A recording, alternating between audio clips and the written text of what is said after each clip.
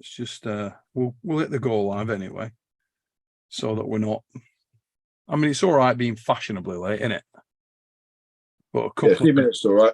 Couple of minutes late, but let's have a look. That's well, I know we're definitely live because that's just come through telling me that we are live, so that's good. But I'm wondering why John is struggling to join. So let's have a go, ladies and gentlemen. Just bear with us a second. We've got a little technical getting Uncle John in here. We know that he's trying to join, but he was here a second ago and got booted off, and we don't know why. Let's have a look. For those of you who are just tuning in, welcome to the fix. Show 165, mother fluffers. Oh, there he is. Go on, my John. Right, with a bit of luck, that lets him in this time. Because my, I think it's my end. It's been being a bit of a dick. Oh, there he is. Hey, staying. Sorry, John. Saucy bastards. Did it kick you off a minute? Because you came in and then it. I never got in. It was just like making me wait. Right. Don't know what the frig was going on there. I really don't. But I've just done a little intro to the 165 episodes of the Fix, ladies and gentlemen, and we're still rocking in the free world. Although, let me tell you, not much is free. Oh, we're going to fill my truck up today with gasoline. Guess how much it cost me today, Tom, in the good old United Kingdom for a full tank of fuel in my pickup truck? At least 400 quid. Mate, at least 400 quid. It cost me.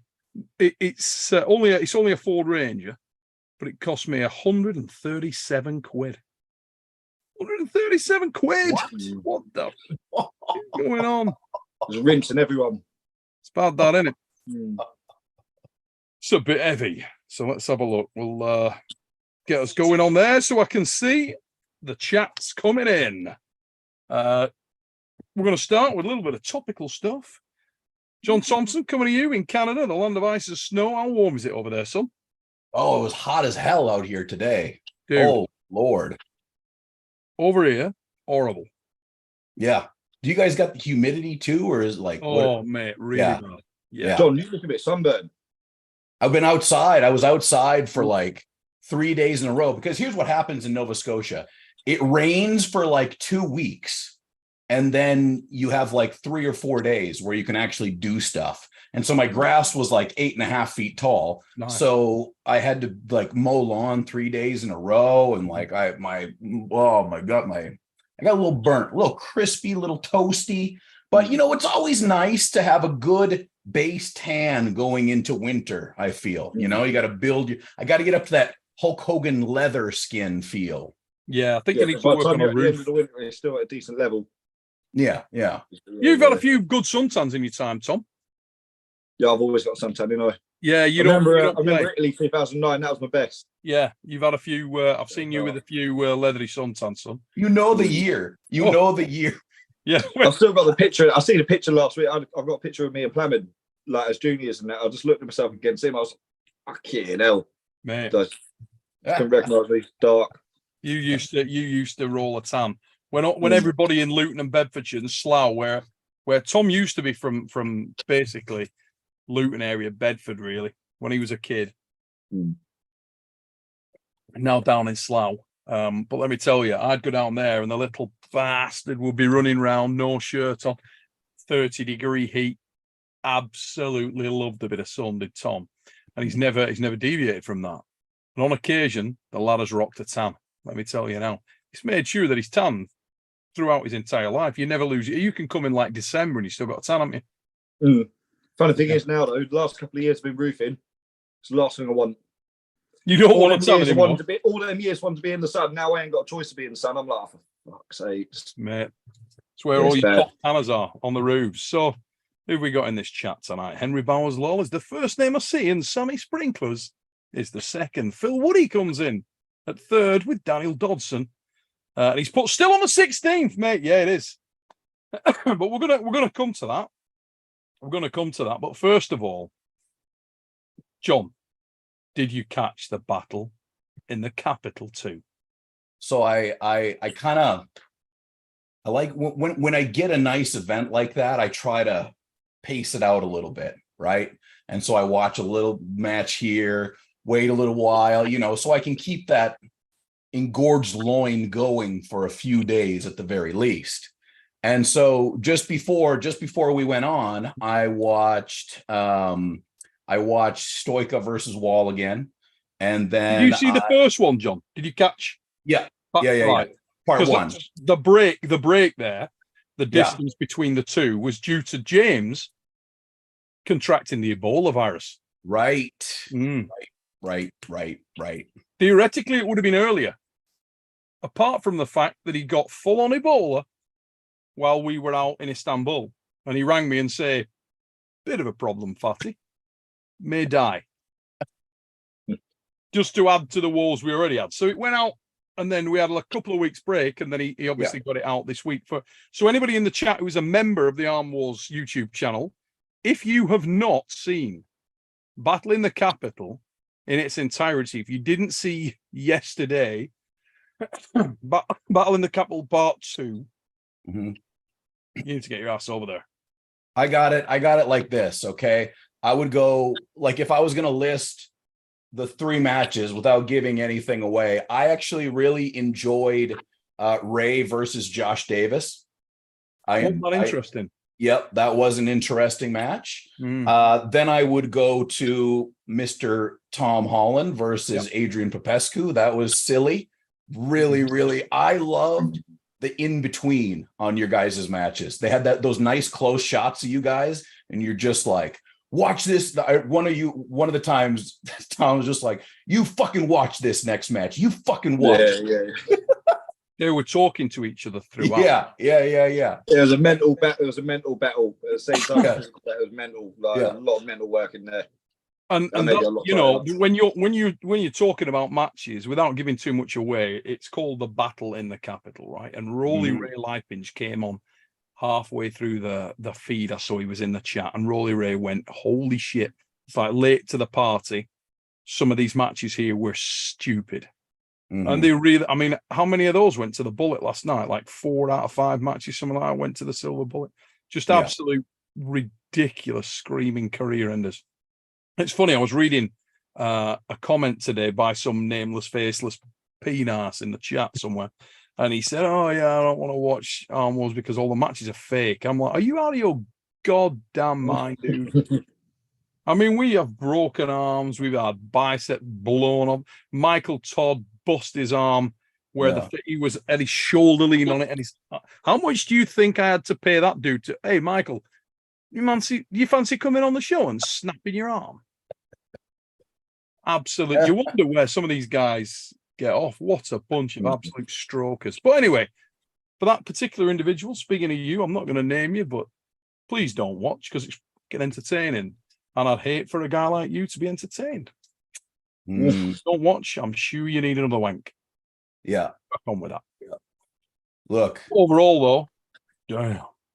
And I gotta say, Bogdan Stoica versus James Wall. I mean, you can't ask for much more than that, mate.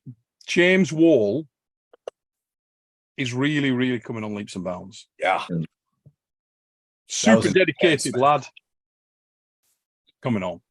Yeah, I mean, if you chart his progression, and James has been in the game for a very long time. More than people think. I want to say he's probably, what did he say, Tom? 12 years or something? I think he's about 8 years. 8 years in. Okay, he's about 7 or 8 years. Yeah. So he's got some wool on his back, but he was that guy who's worked very diligently. He was at the Chesterfield Bad Boys, working hard there. I love it when guys have put the time in. When they've sort of earned their progression, and James has definitely done that. He's got more diligent. He's worked very hard. He's very fast and very, very explosive. His confidence is peaking. And a guy like Bogdan, you've got to come in with that frame of mind. If you don't come in when you're pulling him confident, he's going to ace you. Big time. That's it. Last time I was over at Arm Wars, I will admit, I caught an eyeful of James Wall with his shirt off. And I have to, I can't get it out of my head. Like, it just doesn't leave. Doesn't matter your orientation. Like, that's all I see when I close my eyes. That's all I see is James Wall shirtless. He's ridiculous, isn't he? You just look at him, you're like, how? You're ridiculous. So who's this? He's absolutely in Right, phenomenal yeah, condition.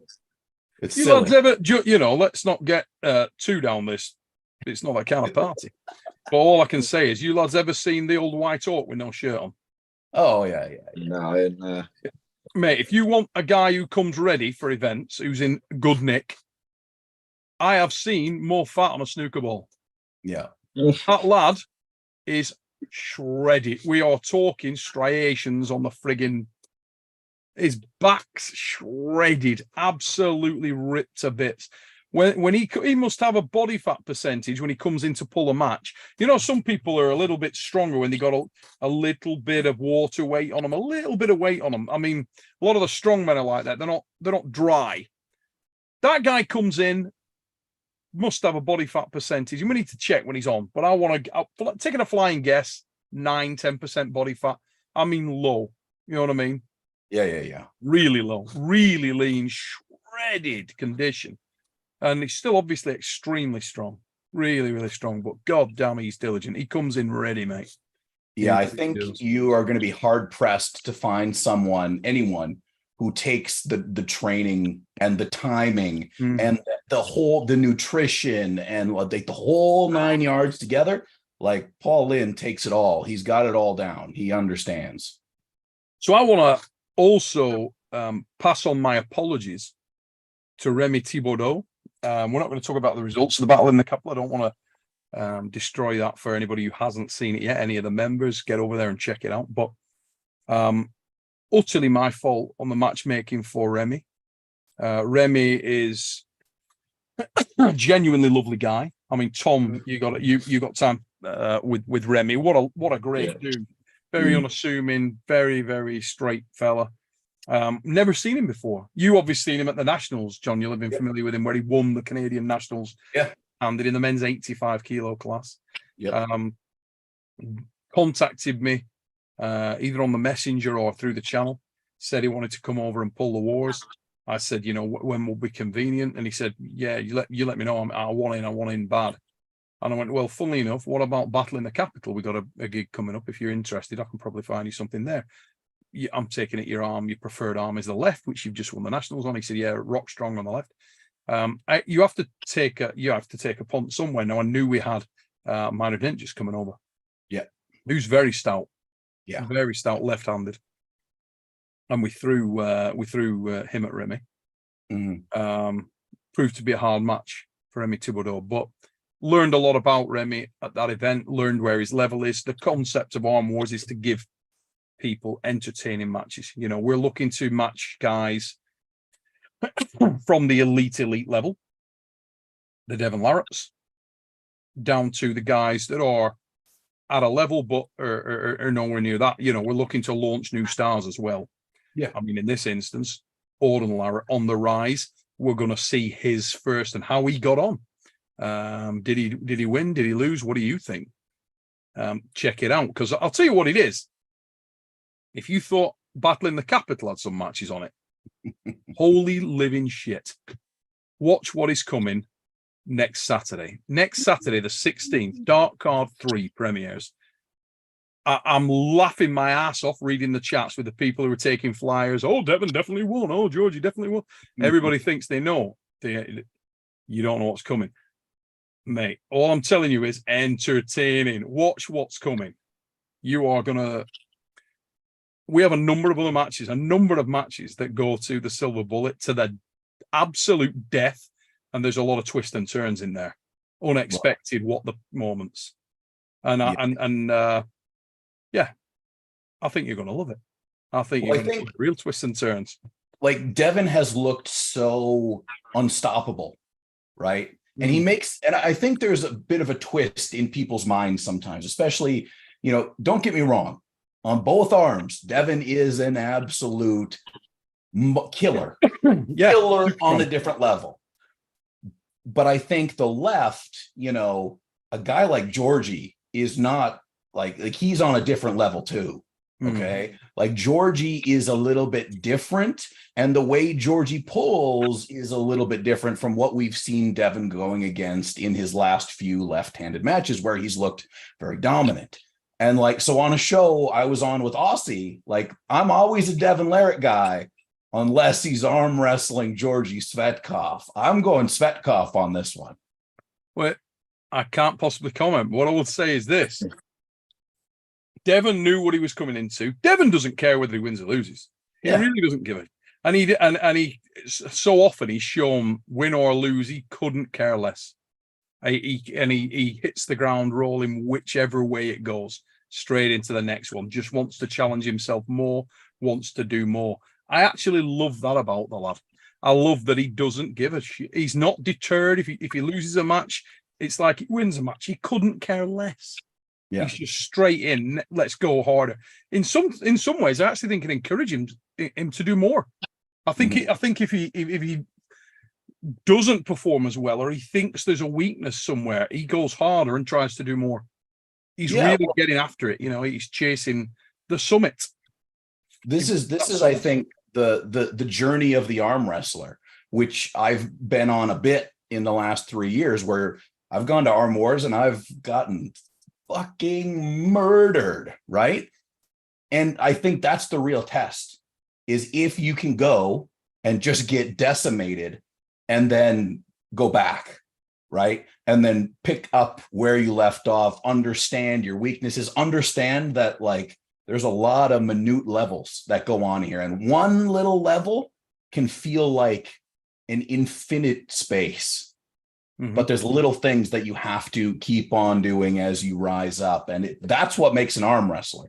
It's not about who's got the biggest lift. I know everybody and their brother is chasing Devon's pronation lift, but guess what, guys? I get all these messages and they're like, oh, I just lifted almost as much as Devon. Well, number one, I don't believe you. Number two, can you apply that on the table? Right? That's what's interesting, isn't it? Because there, you know, if it was just about the top end strength, there would be a real disparity there because there's so many, unbelievably strong lads out there. Don't worry, I'm sure Tom will be back on in a moment, guys. Just dropped off the feed there for a second, but he'll be back on. What I was going to say there is, if you look at this opponent for Devon, sorry about the tickly cough, guys, tonight as well. I caught it off my son. It's been kicking my head in all week. But if you look at GEORGI SVETKOV and you weigh him up, you think, okay, what's good about GEORGI? A couple of things that are not immediately evident. Some of the guys that are muscle bound look incredibly impressive physically. Don't have GEORGI's ability to do what you just said, to put it down on the table. GEORGI SVETKOV is someone who has learnt his trade on the arm wrestling table. His practice is around arm wrestling. That's what he does. And one thing really evident, really that gives him something that others don't have is that he doesn't get tired that easy in long matches. And everybody will learn a lot about both these arm wrestlers next weekend. They're going to learn a lot about Devon Larratt. They're going to learn a lot about GEORGI SVETKOV. And it's one of those things where you come away from it, and everybody, including Devon and GEORGI, after this match, one thing I will say is they were both like, well, goddamn. That's the best way to, that's the best. When both guys walk away and they're like, you know, whether it's a win or a loss, and you're like, well, I mean, you can only do so much, right? And if it's all there, it's all there, and everybody wins. So main event match, right? I'll give you one little thing that'll let you know how funny it is for us, because we can hear what the guys are saying. They're mic'd up, so we can hear it. The guy's in the corner, and one of the main event athletes walks back to his corner, and he goes, oh, shit. I think it was round 2 or 3, right? Yeah. Oh, shit. Oh, may have a problem. Yeah. And you can see there's a degree of concern there. And they're thinking, this is not going exactly how I saw it in my mind. And then we're listening on the other corner. And in the other corner, the guy's going, holy shit. I am blowing like The best. And that's when you know, oh, we got something here. It's going to ignite. And did it? Oh my God. Amazing. That's what I like to hear. And when guys say, I mean, GEORGI SVETKOV said, you know, beforehand, James Statham in the interview said, anything you want to tell them before you pull. And he said, you need to know I will die on the table to win. And Devon met him head on. Yeah. Really? Well, that's great. And then you can look at the guy and you think, does he mean that? Is he really going to go that hard? Does he or not? Well, were the paddles brought out for this one? Did we have to resuscitate men? Standing ovation stuff, good stuff coming up. Yes. And some of the matches in the lead up, and we're going to actually hold some back. And we're going to put, don't worry, guys, if you're joining in September, you'll see these matches anyway. We're going to put them out, but we don't want to. There were so many amazing matches, we couldn't get them into one show. It'd be like as long as East versus West. It'd be ridiculous. We'd be here for hours and hours. We're not going to do that. We're going to try and encapsulate a solid show. So we're going to give you 2 matches before. So 2 matches preview. We're going to let everybody see those preview. I think at around 8 o'clock, 8 p.m.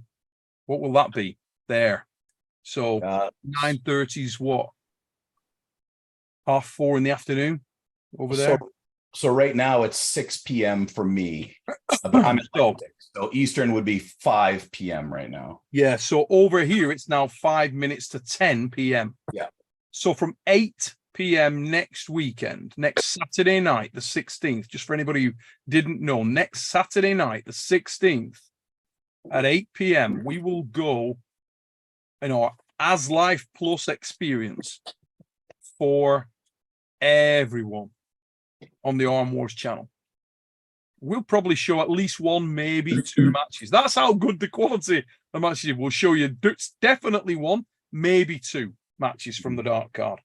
We'll then stop that off, go behind the paywall for the members, and you'll get the main card. Beautiful.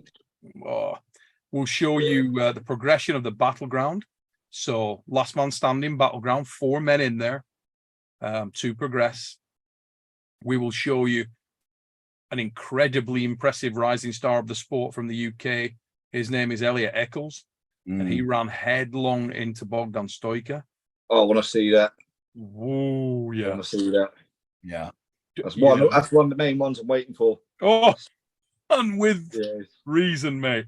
The other thing also, Bogdan Stoica is one of those guys that when the going gets tough, the tough gets going. You know what I mean?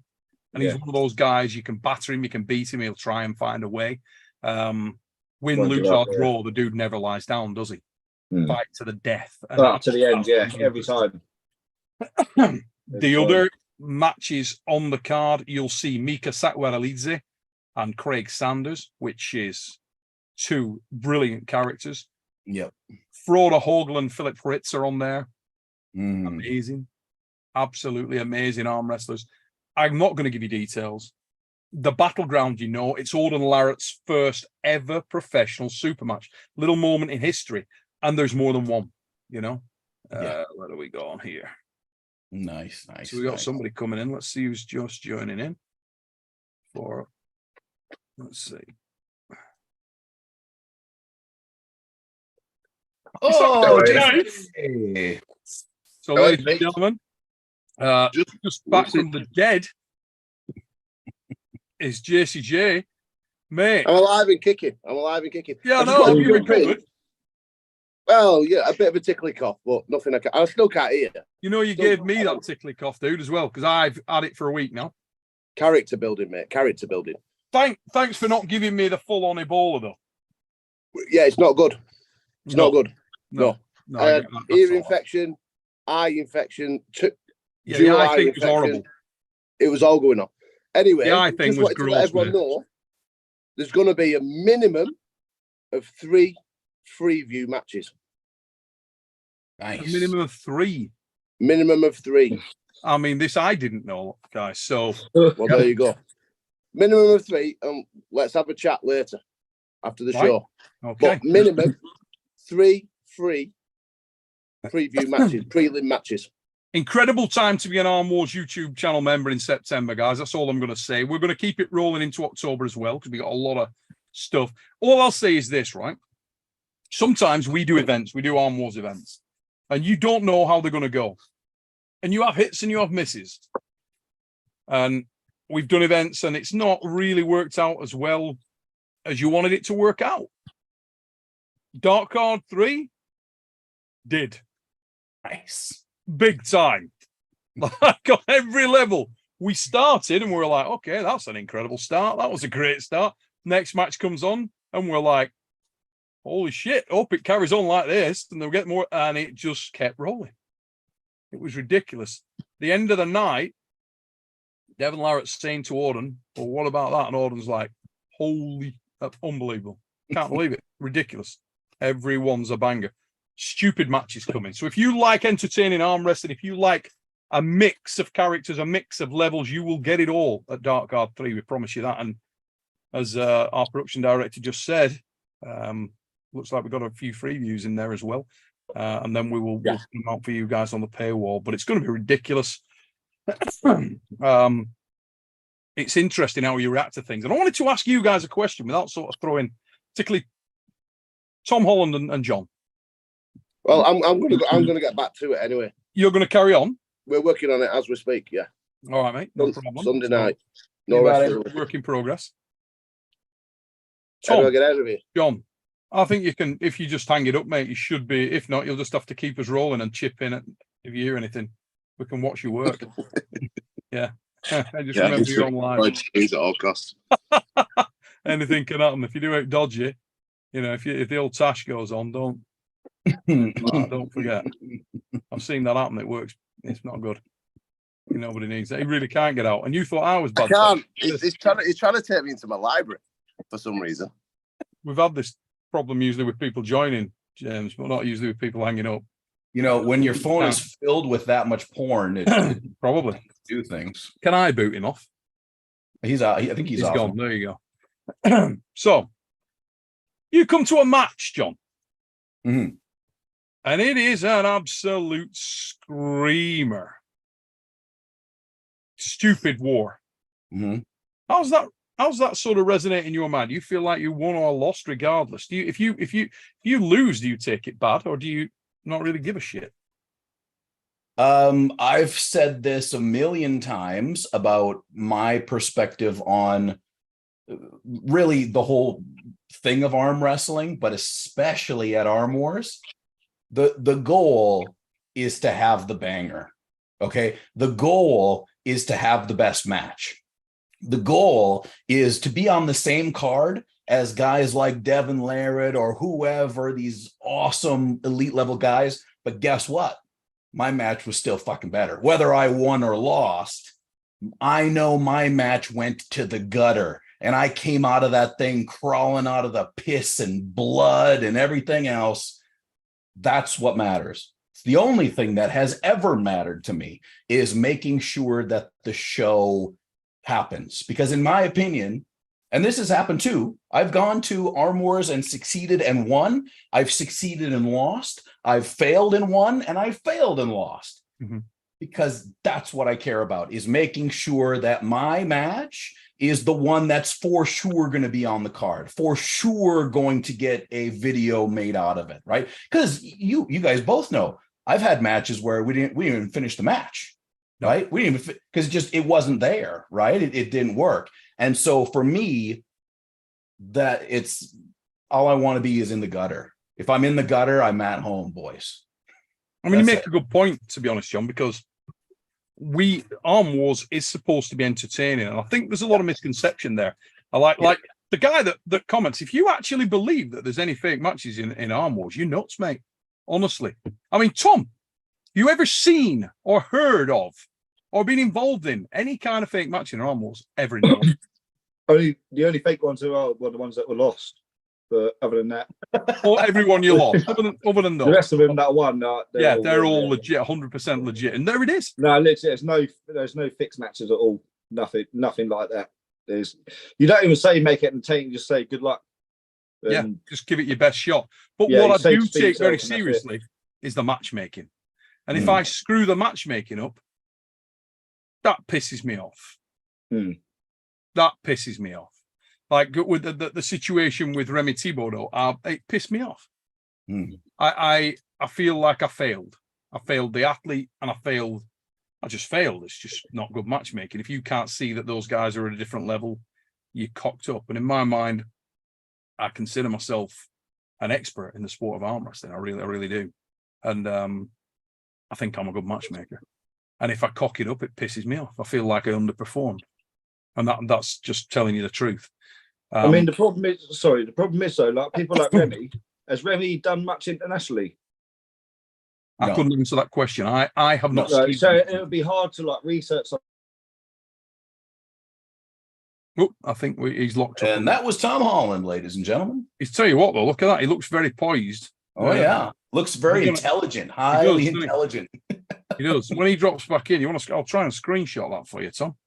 Yeah, you look spot on there. You look like he you're could telling put us that on something. his resume. Really, he should put that at the top of every resume. We will screenshot that because I'll tell you what, Tom. You look serious there, son. Let's have a look. Look like you're really giving us some. Obviously, there you go. Yeah, there he is. Tom looking like he's giving you some serious words of wisdom there. Whatever he said, meant that shit. Well, I will take over where I think he was going. So a guy like Remy, right? Just hungry for arm wrestling. I've known him for probably 3 or 4 years at least. And I pulled him a little bit a couple of years ago when he was just coming up, and he just when he got to nationals this year and he went undefeated, I couldn't believe it. I could not believe the amount of progress he had made in the past couple of years. Now, yes, I get it for you. Like the matchmaking thing is very important. I agree. I think you're one of the best. But there's also a silver lining, right? Where Remy goes over, and like I've talked to Remy in the past, and it's kind of like when I try to explain to people how what it's like to go to Arm Wars, and I'm like, well, it's different. And like people are like, well, how is it different? Like everybody's awesome. There's no freebie matches. Every match, every guy, it's all about like you have to try to survive, and the level, like it's up. It's a different type of level.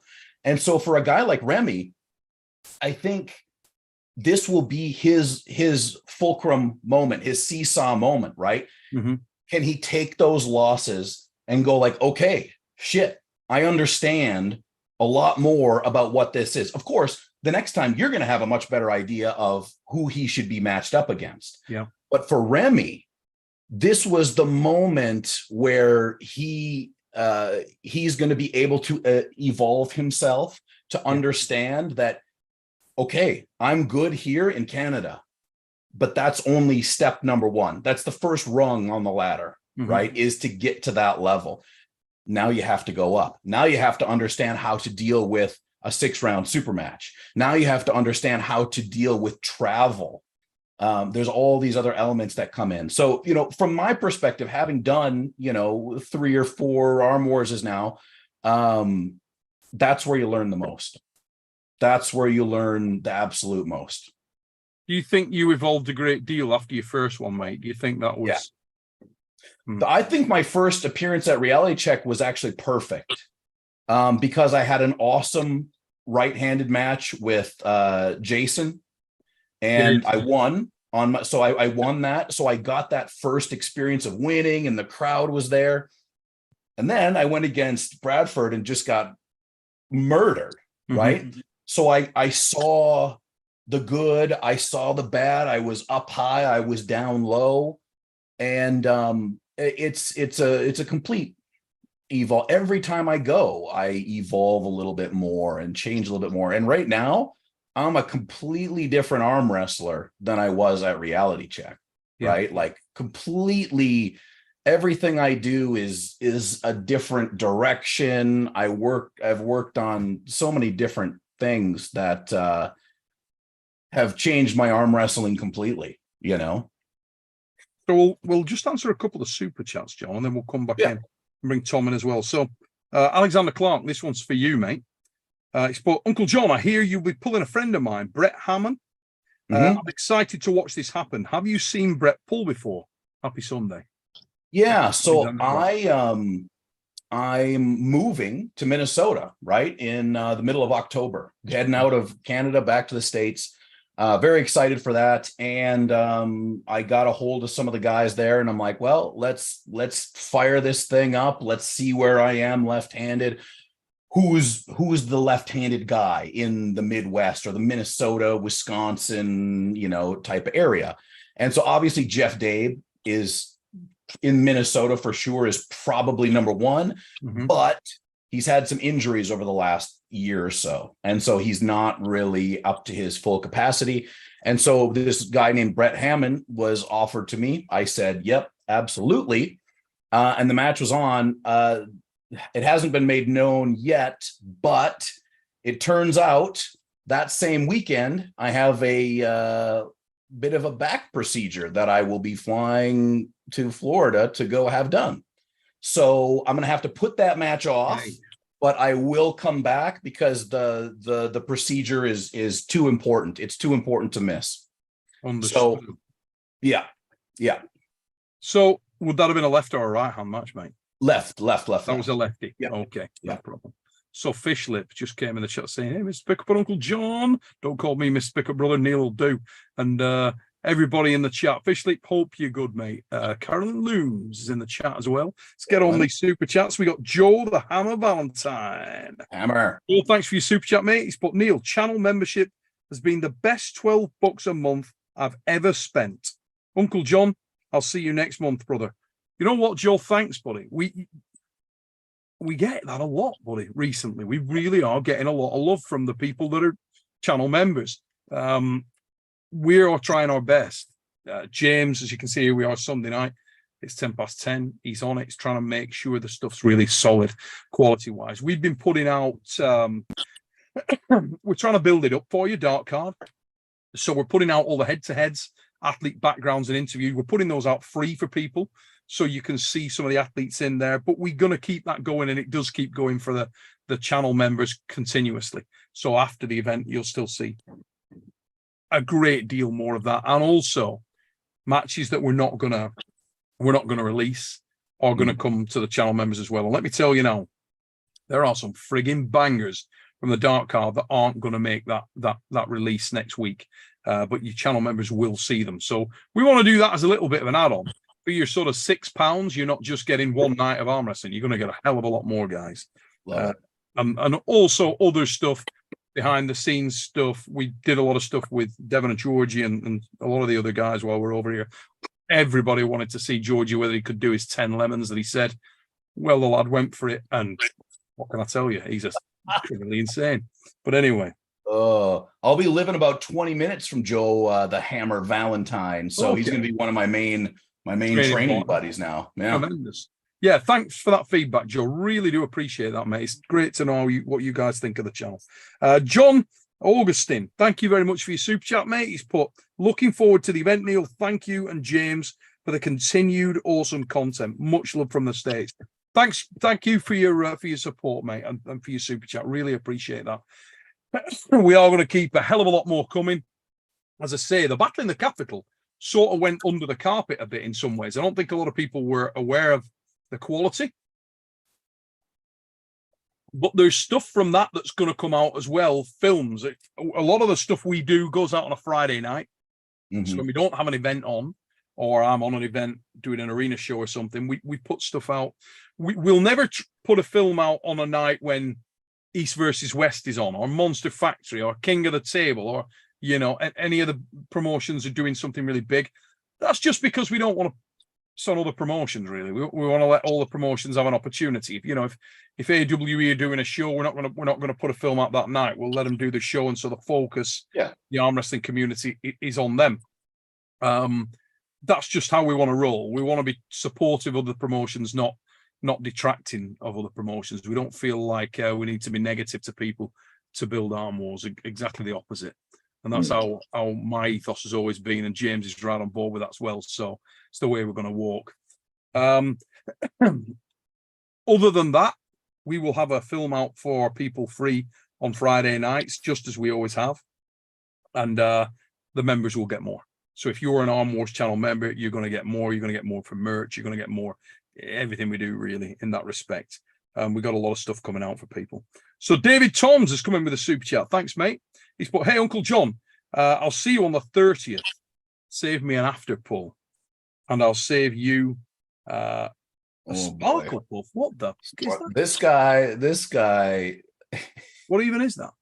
David, well, you know, Neil, some of us engage in activities that free our minds and open our brains to different worlds on this planet. I got it. I know what that is. And David Tomes, he lives in both worlds. He goes back and forth all the time. So David, I'm very excited to see you, buddy. So I've just noticed my man, Old Broken Guy, is in the chat. Love that dude. Absolutely love that dude. One of our best supporters. Tremendous bloke. Really engaged in the channel. Fantastic to see guys like that really enjoying the content. He's put, I love the fact that you support all the other promotions, even if they treat you like shit. Sometimes that's what a real man does. Mate, hopefully by supporting other promotions, I'm supporting the sport of arm wrestling, which was and is the ultimate goal. That's really what it comes down to. You know, I'm not going to tell you that I love all the other promoters, and I'll let you know there's people out there really close to home that I don't get, but you know, everybody picks their own path in life. Everybody does things their own way. It's not the way I choose to do things. At least I can look at myself in the mirror every morning and feel okay about that. I'm here to try and push arm wrestling. Arm Wars is here to try and push arm wrestling. We're going to continue to do that the best we can and continue to try and put on good matches. I think Dark Art 3 will prove that. I think Battle in the Capital Part 2 yesterday proved that. We're happy to have guys come from all over the world to compete on there and the very best of the UK talent. I mean, having Tom, for me, Tom has always been one of my favourite arm wrestlers in the country. I think he's arguably the very best of the British arm wrestlers in the country right now, in my opinion. I think he's a magnificent arm wrestler, great bloke, but also he's come from a kid who has been immersed within the sport. Literally, I've watched him be immersed within this sport for his entire life. It's interesting, we were talking about Devon Larratt, and I'm watching Auden and I'm speaking to Auden, seeing, and Auden's a cracking lad as well, very confident, very straight, really nice lad. Devon and Georgie should be really proud of what they've achieved with that lad. He's fantastic. And hopefully those of you seen his interviews will get a sense of that. He's a really confident kid, but in a good way, you know what I mean? Just very upfront, very straight lad. And while we were talking to him, James was interviewing him, I interviewed him, and he said, oh, Neil, I've been surrounded by arm wrestling my whole life. Been immersed in this game my entire life since I was a kid. Arm wrestling when I was 3 years old, 5 years old, and all the way up. Tom's that guy. Same thing. I remember being in Norway when you were probably early teens, Tom, and you must have pulled like 15, yeah. 15, yeah. And I never, Frodo Hoagland was there as well. Remember that? Yeah. So you're a baby Frodo Hoagland. No shit. Baby Frodo Hoagland, baby Tom Holland, practice table in Norway, must have pulled 6 hours straight. You had all the guys who came off the Europeans all going over to the practice table, and they'd pull a couple of matches and then go and have a drink. Frodo Hoagland and Tom Holland never left the table all night. From us getting in there at like 6 p.m. to bloody 1 in the morning, they were still going. Oh, mate, it's in the day as well when the competition was going on as well. Unbelievable. As soon as I got kicked out, that was it. Straight on the side table. Putting all the Russians in, Pierre Branders and all the old school guys, and Frodo and that as well. Like I said, I was wearing the elbow strap, weren't I? I could have a load of water on my elbow, and I was like, no, I'm not stopping. Still go. Like 5 days later. Absolutely. I was mad for it back then. I was like mad for it. And that's what it's about. That is what it's about. Good to see so many of the usual suspects knocking about the chat. David Tom's in there, Buddy Hale's in there, hashtag RHCP's in there, Carolyn's in there, Muscle Bike's in there. Great to see all you guys there. Thanks for supporting the fix. A couple of things I want to mention, guys. We have got big matches coming up the week after we do our thing with Arm Wars. So let's have a quick run through of what's coming. We got Arm Wars Dark Guard 3 next Saturday, the 16th, starting the free view at 8 p.m. UK time, that's GMT. 9:30 UK time, we will go into the paywall for the members only, and you'll get to see the Devon matches and so on. The week after, 1 week after, it's King of the Table. John Brzezinski, Alexey Vovoda headline, and I want to touch on those matches in a few minutes and get your insight on those guys and where you think they're going to go. We'll take a few bets and a little bit of conversation around that. We've just had a super chat from Devon's Freakish Pronator, and it really is a freakish pronator. He's put, Neil, big up for the work you and the team put into arm wrestling. The interviews from the guys were excellent. Cheers, mate. Really glad you're enjoying it. I hope the rest of the people have managed to check some of those interviews and the match build-up out, and I hope you're enjoying it too. So let's have a look. King of the Table and extended card. Got a bigger card coming up. Everybody's going to want to see the match between Alexey Vovoda, John Brzezinski. Let's talk about Alexey Vovoda. Guy's a natural athlete. If you chart his history back, he has excelled in many sports. He was a judoka, obviously Olympian in, and could have been an Olympian in judo, incidentally, for those people who don't know. Chose bobsleigh, went down that route. Medalist in the Olympics in bobsleigh. Absolute weapon of a human being. I remember once we were filming for Pulling John, and he did a flagpole weighing 127 kilos. And the lighting was bad for Savan Matosi, who was filming him, and he was doing the flagpole, and Savan said, "Oh shit, the hotel light in the background, it's cocking up the shot, can't get it." And Alexey said, "Oh, it's okay, I'll do it the other way." And went the other way. Do that. Does that. It's incredible, isn't it? At a body weight of 127 kilos. True story. Just ridiculous. Man's a complete freak. So he's coming back into the sport for the second time of asking. We saw him come back for the Vendetta match with Bresnan. That is not how we saw it in his head. Now, how many years ago is that? Can anybody remember? I think that was 2018. Okay. Like it was a minute ago. Like it was a bit ago. What are your thoughts, John? Obviously he's come out, he's doing big lifts on the internet. Do you think it's going to be there on the table for him? Do you think he's vulnerable, or do you see him as a favorite here? Well, when you think of who's sharper on just from being under the lights and having lots of matches, you have to go with John. Now, John has taken a couple losses now, albeit to guys who are also very, very sharp and also very, very ready to go. Alexey, when he came back the last time, everybody assumed he was going to murder Tim Bresnan. Everybody was so sure. And then Timmy just came out and really just, dominated him. Like the whole thing. It was, I do not remember it being very close at all. And it was relatively basic Tim, wasn't it? He didn't have to change things up. Didn't have to get any dynamism in there. I felt that night, Alexey lacked dynamism. Yes. There was no, from what we'd seen. In Pulling John, where before, I don't know what the timeline was, but it was Alexey warming up. He's warming up against his training partner, who's just acting as a dummy hand. And Alexey's just, practicing those fast starts and like that intensity. And there was none of that. And a lot of people were like, well, he's vegan now. There's all these things about he's not eating meat. He wasn't as big. And he wasn't as big. He's a different guy. He does look big now. He does look fairly impressive right now. He looks like he's doing all the things one needs to do to perform at a very, very high level of arm wrestling. So I think that's a good sign for him. I think that John will be underestimated by the population of viewers due to the fact that he hasn't won the last couple of matches. Yeah. And especially since, Todd Hutchings really was able to kind of dominate him. But if it was Alexey going versus Todd Hutchings, I'd probably pick Todd Hutchings. Todd looks right. So I honestly think that there is a chance that we might get what I think everybody really wants, which is a knockdown, drag out fight. I really think there's a chance for that. But the other question you got to ask yourself is this match important to John as it is to us, the viewers, and Alexey? Because I have a feeling it's very important for Alexey.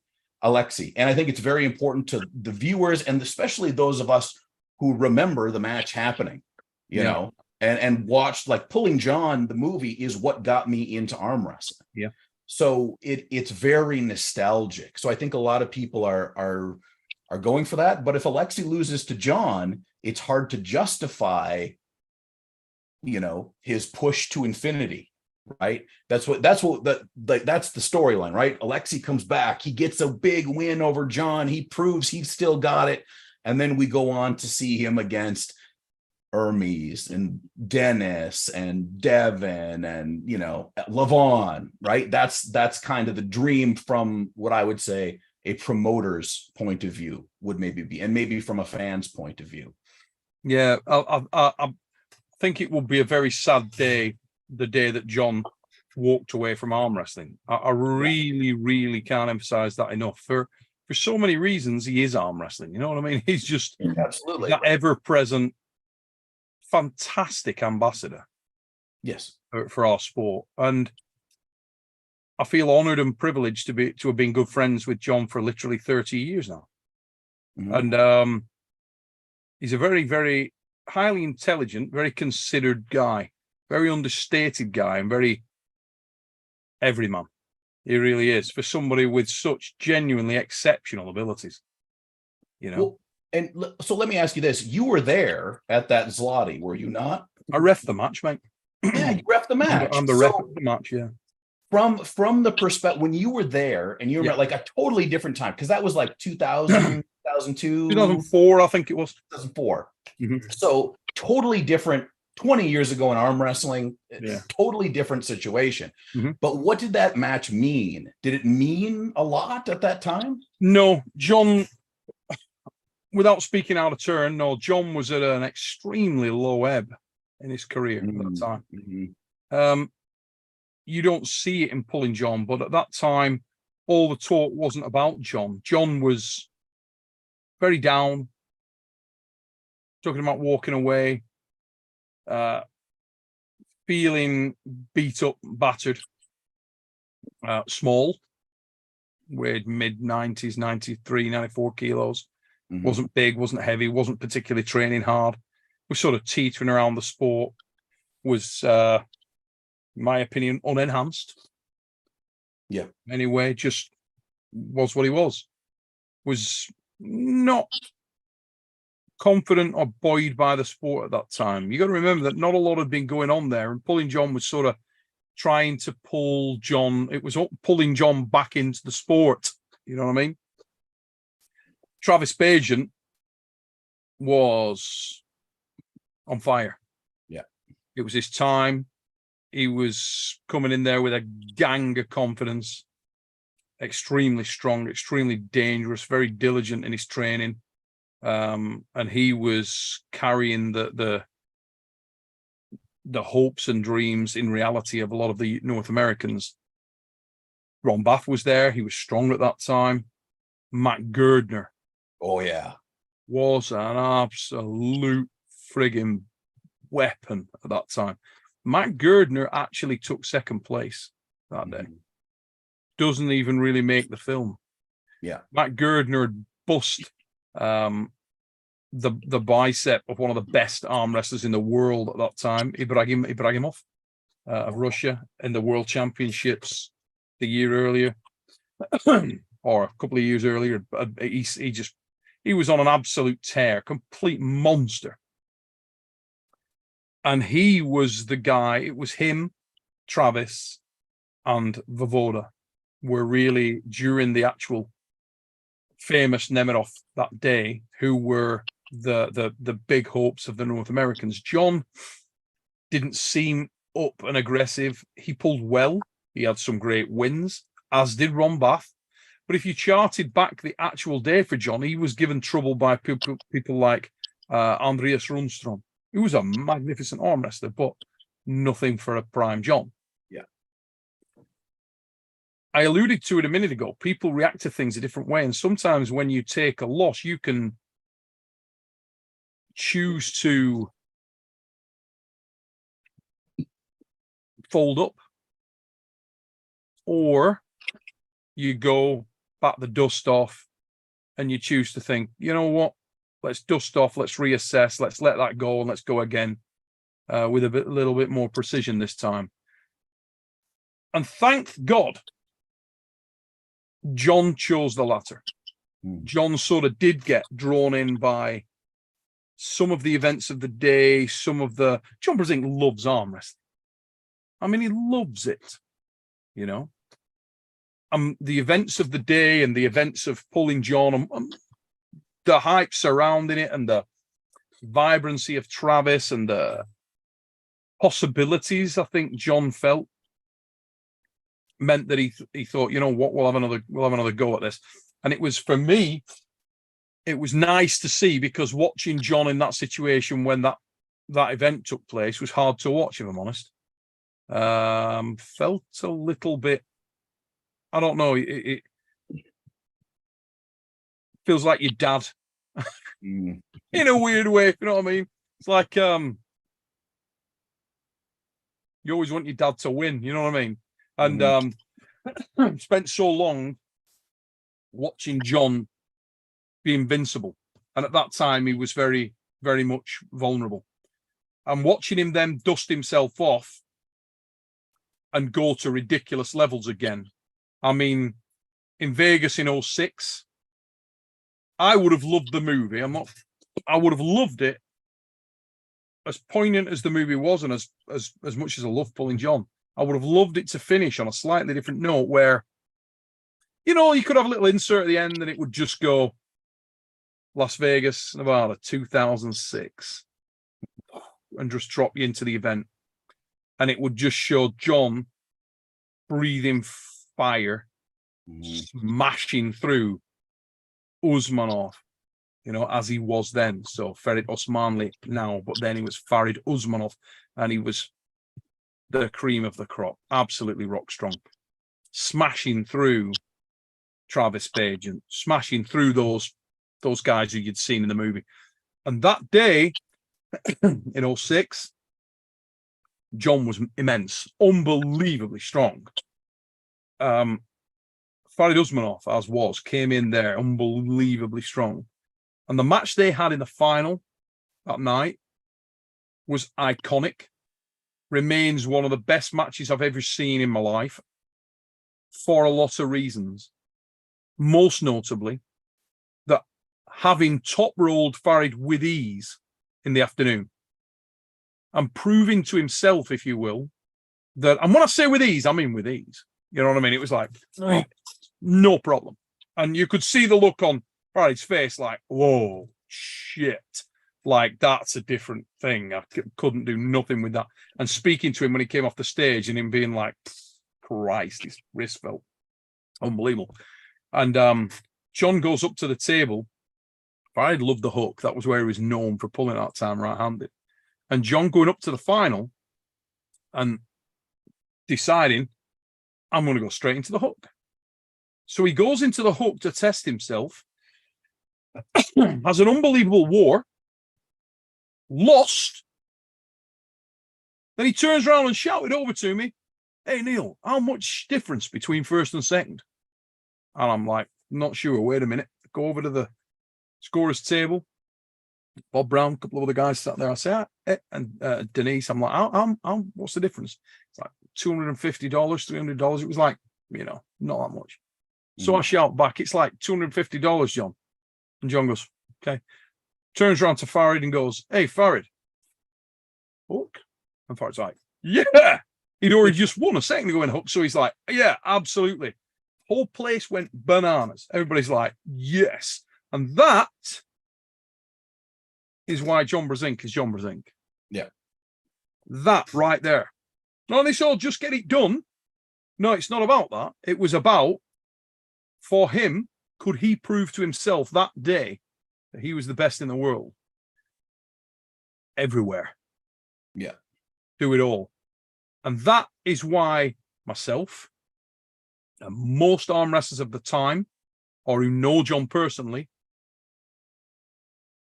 always have a special place for him and will always see him as the best of men on the table. You know what I mean? Yeah. That's why. Because he's just always been that guy. And whilst they're very different people, and they really are very different people, they are also the same guy. And Devon Larratt has a lot of that in him too. Oh, yeah. A lot of that. He can come, my God, I know. He can win a match or he can lose a match. And he doesn't give a shit. Mm-hmm. And for somebody with that kind of notoriety, with that kind of global renown and recognition, to just go peak in the sport and then lose and next one, not a problem. Same thing, only harder. How can you not take your hat off to that? That's like do you ever see the movie the Barry Gordy's The Last Dragon with the black kid growing up in Harlem, and he's a ninja master and he has to achieve the glow? That's the final level. This is the final level, to be able to arm wrestle at the highest level and still throw and not worry about protecting it, because there's been plenty of champions that they reach that level and then it's all about protecting that level. Yeah. It's not about that. Like heavyweight boxing generally. Right? They just go when they hide. They take their belt and they hide. Yeah. Is like, let's fucking go. Exactly right? that. More battles. Give me more battles, because that's what makes him come alive. And it's so obvious when you watch it. And if any of you guys in the chat get to watch Devon live and in person in one of these matches, it's just there's some things that are very hard to get to translate in any way on any recording, right? If you can really see him, what he does, and it's phenomenal. It's a phenomenal thing. And it's so I can't give away, and I'm not going to give away any more about what's coming in Dark Card 3, but what I'll tell you is this, that I feel honored and privileged that we are going to do things, and we are doing things in the way we are with Devon Larratt's career right now. Yeah. Because there's a shitload going on. And Devon is right there and yet not there at the same time. And we will show next week kind of that sort of Life Plus experience. So you're going to see it to a level, but it's almost going to be presented as though it's a show that's happening right there, and you're seeing it. Okay. However, we have also got an enormous amount of insight from Devon all day the day after, from GEORGI all day the day after, when they speak about the nuance of what was going on in their head at the time when this match was unfolding. And we will also release a film version of the match, which will be a different animal. Film version of the match, which will go to members first, and then we may release it later on to the general public. But in that, you will get to see the guy opens up, and he really opens up. He's transparent. Just there it is. You know, GEORGI the same. Yeah. What about that? You know, it all comes out, and that is wonderful, because you're seeing the story. There's no guesswork required. They'll tell you exactly what happened. They'll tell you round by round. This is what was happening there. This is what was happening there. This guy said this. He said that, but I didn't give a shit, or I did give a shit, and that's why. And there's some of the interaction there is stunning. It's great, you know. And that's what I'm very, very proud of that. And I'm really looking forward to doing it. And I wish we'd got more opportunity to do that with John at certain times of his career when there was no internet, there was none of that. But some of those things, like the one I described in Vegas, were awesome. And as I say, there's a lot of similarity between Devon Larratt and John Brzenk in the way they conduct themselves, despite the fact that they are very different men. So here's one for you, right? Not to get off topic, but what about this? You might love Devon Larratt, you might hate Devon Larratt, right? But check this out. So you're Devon, and you've just beaten Hermes Gasparini. And you are probably, it's fair to say, as strong an argument as anyone for being the very best active arm wrestler on earth right now. Yep. Stop the clock tonight, bang, who can beat? Because some people say, oh, well, Gennady beat him. Did, but it was right, that could have gone anyway that night. I have a little bit of questions going on there. And I think Devon had points where he could have finished that, but he was keen on entertaining people. Yep. I think Gennady is remarkable and did a great job, but I think that would have been interesting in a rematch. I also believe that Devon has progressed from there. Gennady may have too, but Gennady got injured. Yeah. So right now, he ain't the guy. He's having surgeries. He's having all kinds of stuff. So sit him on the shelf for a second. Hermes, gone. So Hermes has been beaten and is the first, in typical Hermes Gasparini fashion, he's the first guy to acknowledge that and say, yeah, not quite ready yet. Need to work my wrist. What a warrior.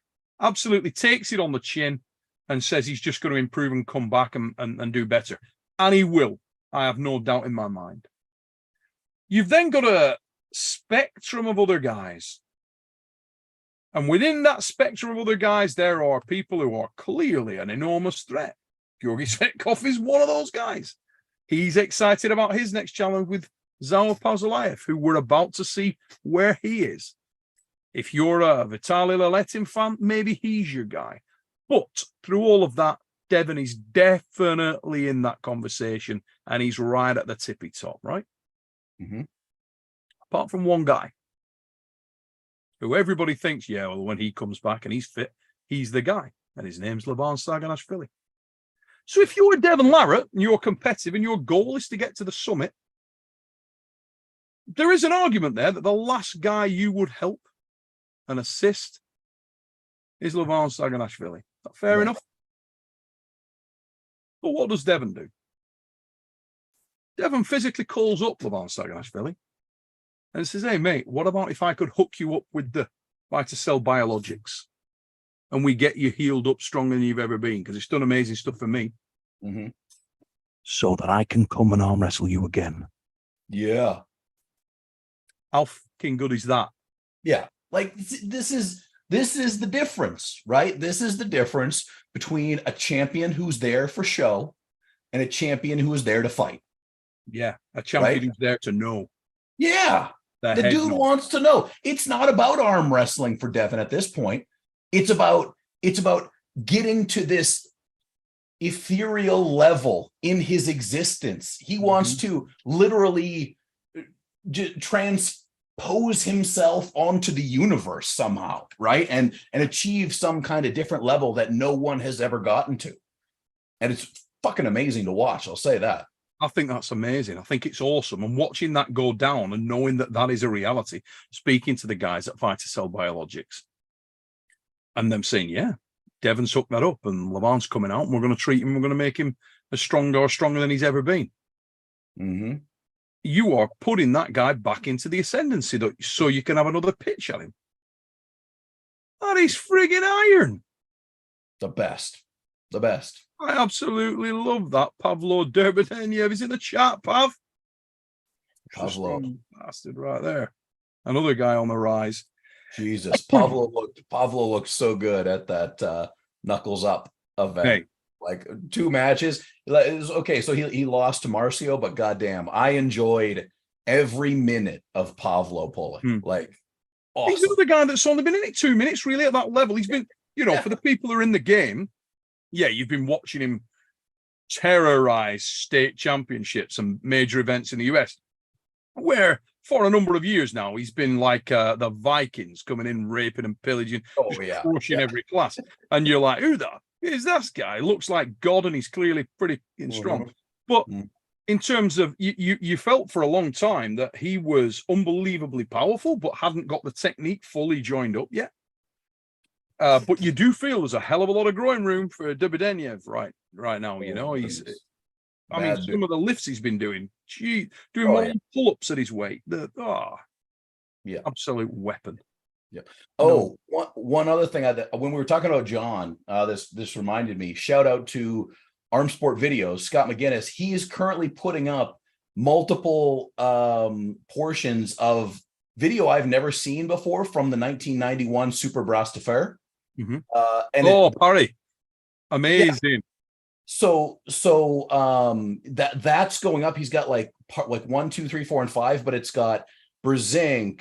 Mate, I was at Tony Duray, Paul Sassini, Pascal Girard, Charles Remez, Gary Goodridge, right? Unit mate. And dude, so they're in a huge like arena, and they bring the arm wrestlers in on motorcycles. And Nancy Locke had number 1 drawn on her ass. Like, and at the time, I was like, how old was I? Somebody do the maths. It was like 1990 or something, 91. I was a puppy. Yeah. And I distinctly remember Nancy Locke came in on Harley Davidson, number 1 drawn on her ass. Yeah. Give it a big crack on the stage there. Boom, have a look at that. And I did. Yeah. And I remember thinking, awesome. Yep. Favorite bit of the show. Good. And there's been clips on YouTube for a long time, but this is like the whole thing. This is stuff that I've never seen before, different angles, gives you a very good look at what it was. That event was ridiculous show. It's on Eurosport. Leanne Dufresne was there. You remember Leanne? Yep. Weapon as well. Yep. Yeah, unbelievable show back in the day. And so Scott's just putting that up, is he? Yeah, it's just coming out part by part. I've seen, I think, checking that out. Part 5, and it's just bits, and you're gonna see Cobra running around and Gary Goodrich. Like Gary and Cobra were like, just like they were all over the place, right? Yeah. Dude, they were like in a tag team mega powers. Yeah, Cobra at that time was incredibly lean and really rapid. Yeah, just amazing times. I was a baby then. I was watching them we were just right down. My dad took me over. Yeah. France, obviously not far from us here. So yeah, amazing show. Absolutely amazing show. And Tony Duray did well in that event. He was over there. Good times. My God, that's going back. That was early 90s, mate. That's like 91, I think. 91. Yeah, so there you go. Yeah. Holy shit. One of my favorites. Really good stuff. Fantastic. And did I mention Nancy Locke? A young Nancy Locke had number 1. All right. You know, you got to go. You're going to have to go through. Yeah. I haven't seen her yet. But I don't know whether Scott got it, but I can tell you, I got it. I was like 7 feet away in the crowd like that. That's the one for me. Yep. Yeah. I just remember thinking, this is a fucking great sport. No idea why she had that, but God bless her. Hey, it worked. I'm going to say it's a great moment. 100 great moments in sporting history. And that was one of them. Moments in arm wrestling. Yes. Set it in my mind. Amazing.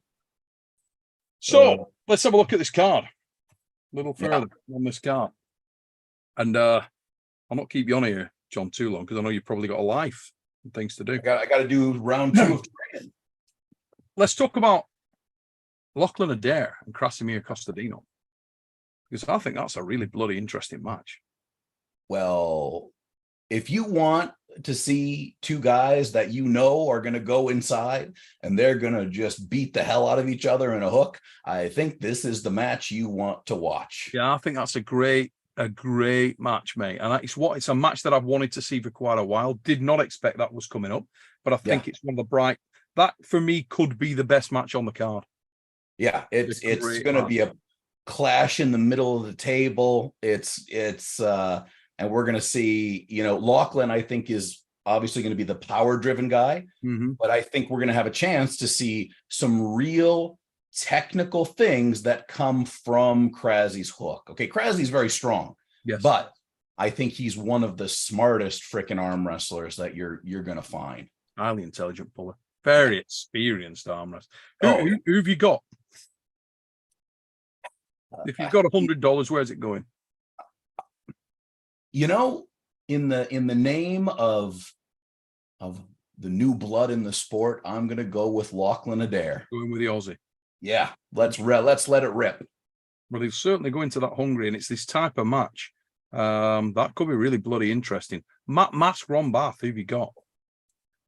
You know, it's been like a minute since we've seen Ron now, it seems like. When was the last time you can remember that Ron pulled? Well, Ron got hurt, didn't he?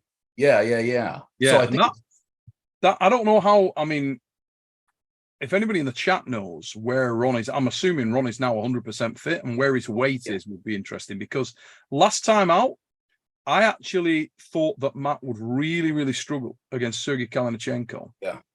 Matt, which is great to see, incidentally, because I love both those guys. But, you know, Matt Mask is without question one of the most entertaining arm wrestlers in the history of arm wrestling. Oh, yeah. Friggin' awesome. That guy ignites a room like few others. Yeah. His energy, his aura is amazing. How can you not be a Matt? He is such an exciting, entertaining, vibrant arm wrestler. I love watching him pull. Absolutely love it. And he impressed the shit out of me with Sergey Kalinenko, particularly after going on to the loser side and then battling his way back, and for a moment looked like he was going to get the job done. Fell short at the last, but came bloody close.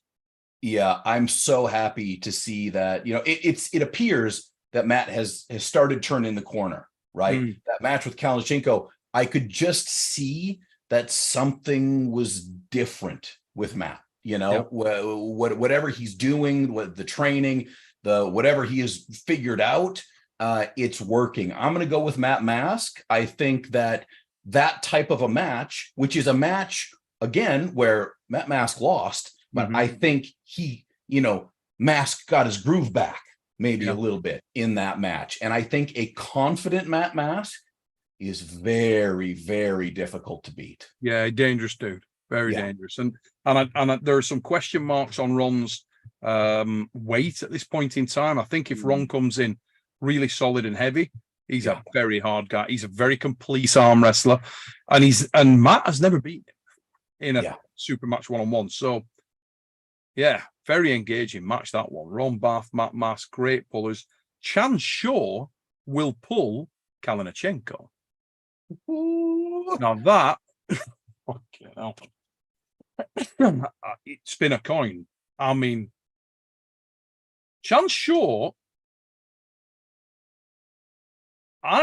Everybody knows Chan Shaw as a hook puller, as a top roller. Excuse me. Yeah, I feel like his arm strength. I pulled him actually after. If you speak to Chan, you ask him this.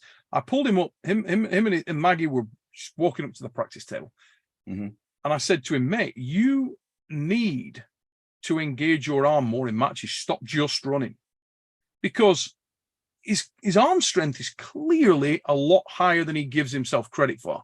We saw it with Sandris when he was pulling Petrenko there, and I wish that he sometimes, when he's struggling, when he's gone tits out and it's not worked, he should just hold his pronator, but just close that cup and use the speed, use that pace, but bang, just cement it and go in there and see how he goes on. I think he'd do better than he thinks.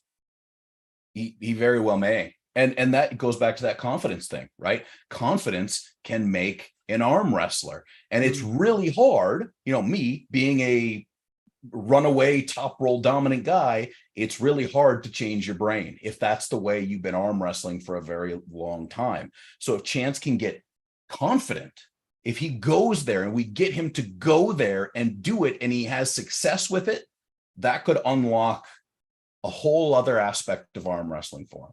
I think so. And I agree so much with what you just said there, John, for this reason alone. I think that it would allow Chance to access his top roll far better than he is doing now. I think it would give him a completely new lane to hit his ace. So if he just ripped to the side hard and then transitioned from that position, I think he'd do really, really well from there. And maybe it's something he wants to get confidence with and work and training a long time. But yeah, he's got more arm than he thinks. I would like to see him try that with Kalinenko. Kalinenko is, I'm not going to lie, one of my favorite arm wrestlers in the world. I think the guy's got a massive amount of character. One of the Eastern Europeans with the most character and the most humility.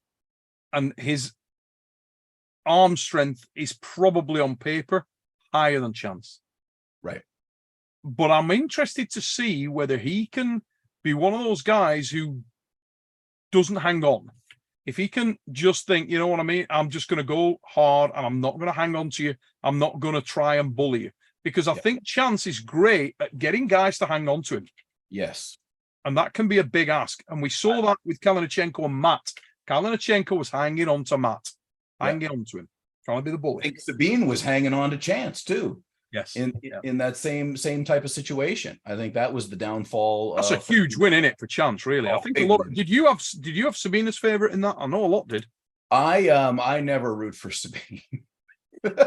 So I'd pick Chance either way, but I was very happy for Chance. I didn't know you and Sabine had history, but yeah, okay. So Sabine's bloody strong. Very massive, strong, massively really strong, massively strong. And that's a big win for Chance. Not necessarily stylistically an unusual win for him. Sabine's got some things that Chance can target. You know, I think Sabine would still beat some guys that Chance will have trouble with. Yeah, it's that styles make matches thing. I think this is a very different matchup stylistically for Chance. But if I was Sergey's coach, I'd be saying, don't hang on to this guy. You got to keep the containment there, but don't close those fingers too hard. Just back off him. We'll see how that goes. But I think whoever gets the hit on first will win that match, in my opinion. It'll be very interesting. I think they've done a nice job with the card this go around on King of the Table. So the other match in there that a lot of people will be interested to see is the return of the Norwegian, Lars Rorbakken. Guy we had on Arm Wars, bloody hell. How many years ago? Got to be, I want to say something like 9 years ago, 8-9 years ago. Yeah. Vegas, somewhere around Did he pull Lupkis one time? Yeah. Oh, yeah. He's pulled Matt Mask, Jordan Sill. He pulled a few guys on the Arm Wars. He's pulled a number of guys there, and he had a pretty devastating press. Very, very interesting because he's going to pull against Mata Iwarangi Heta Morris. Mata'll go to Kings at the drop of a hat. Yep. It's nice to see that Matai's been getting a little bit of wind under his sails because lovely bloke, and I feel like he was still learning the game and got sort of thrown under the bus a couple of times. Be good to see what he can do now. And I think Lars Rorbakken got a great deal of experience, but been out of the sport for a while. It's a stout test. Really stout test because the press does well against the Kings. So good test for both men. Who are you going with? You know, like you said, Lars has been out for quite a while. For those of you who don't know Lars Rorbakken, go check him out on Instagram. He's the guy that is training by climbing snow-covered mountains, literally. That's what he does all day, like every day. So you know what? I really like Lars and I really like Matty Warangi. Both super nice guys. What I want to see more than anything is I want to see Matty like really just growl and get a little bit more intense than we've seen him. And I think, again, we go back to that confidence thing. I want to see him confident. I want to see him take control of the match early and show his power because he's so powerful, but I feel like he just can't quite express his power on the table sometimes. And so I'm going to go with Meta Urengi Heta Morris on this one, but I'm really excited to see Lars Rorbakken come back. Yeah, I must admit, I feel the same. I'm really pleased to see Lars get back in the mix. It's been a while. And I don't know how active he's been over in Norway, whether he's been doing a great deal over in Norway, but Rorbaken's in incredible shape, former strongman. Body fat of a tooth. I mean, the guy is ripped to Veins from Yeah. head to Oh, toe. mate, he's vascular as. He looks like a 6'3" hard on. Yeah, He's absolutely shredded. ridiculous. So yeah, it's good to see him back in. Don't know where his level is at right now, but either way, if he gets back in and starts going at it, I'm sure it will raise quickly. So hell of a card, King of the Table 8. Is Aussie going over? Yes. I'm assuming Aussie will be there. Rolly Ray will be there. Our very own Rolly Ray live pinch. That's coming up on the 23rd of September. Check it out, guys. Remember, next weekend, Arm Wars Dark Card 3, the weekend after King of the Table 8. We then have a little bit of a break. Anything else really big coming up then before the 11th of November? East versus. So for me, we got the Arm Gods card is coming to Get to Know. What date is that, mate? That's the 30th of September. 30th of September in Canada. In Canada, so that'll be UK versus Canada. Yeah. Yep. A lot of good matches. You're going to see the Beer Man and BLM and James Wall and James Beach and there'll be a lot of goofy characters with a lot of goofy stuff going on. So that should be fun. And then I'm not so sure about October. For me is filled with a U-Haul driving across Canada. Yeah. Well, I know the end of October, I will be going to the United States of America. John will be going to the United States of America. And I am going to go to Vitacell Biologics and I'm going to try and get this wrist fixed. And the sarcoidosis fixed. Yes. Yeah. And we'll see how we go. Can't wait. Nervous times, exciting times. Let's see what happens. We will find out, but that is confirmed and that is happening. Yes. So we're going to go over there and get this thing done, John Thompson. Yeah, I'm really looking forward to. I'm extremely nervous, but I'm really excited to have something that for my back and possibly to get my right arm back in the game and my shoulder. It would be amazing. Arm Wars regeneration. Aaron Ditchfield's put Neil on the comeback. Well, let's see. Let's see what can be done. Let's see what can be done. Guys, it is now about 11 o'clock over here. We've been on for like over an hour and a half. I want to say a massive thank you to Tom Holland. Tom's just launched a YouTube channel. Yeah. With Jason Hill. Please support those guys. Tom, absolute campaigner. Jason Hill, two of the nicest guys in the game. Very, very, very high level arm wrestlers. Yep. Get over there and join the YouTube channel. If you're not already subscribed to Uncle John, get over there and back this guy. John Thompson, a great character for the sport. Thank you, John, for coming on as always. Want to let everybody know we will have the GOAT, John Brezink, on next week's show. John is coming on next Sunday, along with, I would assume, John, possibly Paul and Ray as well, where we will be talking about what is to come in King of the Table 8.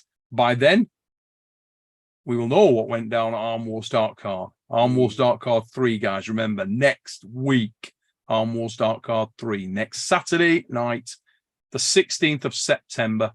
Freeview starts from 8. Main card for members starts at 9:30 GMT UK time. If this is your first time here on Supernatural Strength, please like, share, and subscribe. Thanks everybody in the chat for your support and for backing the channel. Please get yourself over. Back the Arm Wars channel, sign up if you want to see Dark Card 3. Keep your eyes open all week, guys. We'll have a great deal of stuff coming out for you. We'll continue the heads-to-heads and the interviews throughout this week, building up the Dark Card for you. And then Saturday night, it's on. You'll get to see what went down, the drama that went down in the Dark Card 3. Devon Larratt makes his professional debut in Supermatch Arm Wrestling. And his dad is in a war. Get ready, guys, and we'll see you next week. See you soon. Biggity bong, mother fluffers.